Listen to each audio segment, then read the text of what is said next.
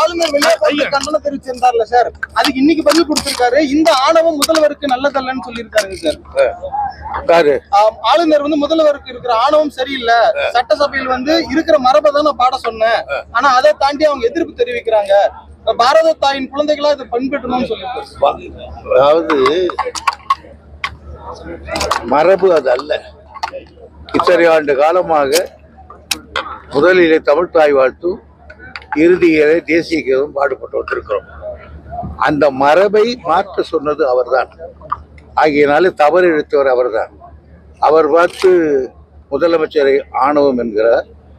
ஆனால் அவருக்கு கவர்னர் என்கிற திமிர் இருக்கிறது சார். அதே போல மீனவர் சமுதாயத்தில் நடந்த ஒரு நிகழ்ச்சியில முதல்ல தேசிய கீதம் பாடியிருக்காங்க, அதுக்கப்புறமா தான் தமிழ் தாய் வாழ்த்து பாடியிருக்காங்க சார். அதே போல சீமான் சொல்லியிருக்காரு, பெரியார் எந்த சமுதாயத்திற்கு நல்லது செஞ்சாரு, அவர் என்ன புரட்சி செஞ்சாருன்னு கேள்வி எழுப்பியிருக்காரு. நான் பெரியாரை பற்றி அவதூறாக பேசுகிறவருடைய பிறப்பையே சந்தேகப்படுகிறேன். திமுக மட்டும் தான் களத்தில் இருக்கப்போ அதை எப்படி பாக்குறீங்க சார்? எல்லாருக்கும் புறக்கணிச்சிட்டாங்கல்ல, அவ்வளவு பலமா இருக்காங்கன்னு அர்த்தம்.